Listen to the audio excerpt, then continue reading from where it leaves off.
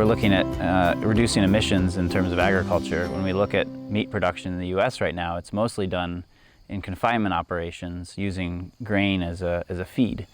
So when you bring animals back onto pasture and you graze them in a way that is rotating them around in the fields, you're not only improving the quality of life for that animal, but you're reducing your inputs because you're not buying grain as a feed source.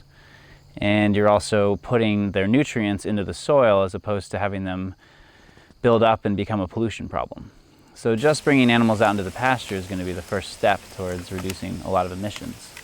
When we think about climate change, the main thing we're thinking about is carbon in the atmosphere and too much carbon in the atmosphere. And so what we want to do is bring that carbon from the atmosphere back into the ground, essentially, which is where it eventually, originally came from with fossil fuels. So plants do that the best, and the more diversity of plants we have, the more diversity of soaking in that carbon we're going to get. And we can think of soil as a sponge that essentially has an endless capacity to soak up carbon. And as we rotationally graze, we essentially speed up that process of being able to take in more and more carbon. As the animals graze a pasture and then let it rest, the pasture regrows, and then it can absorb even more carbon.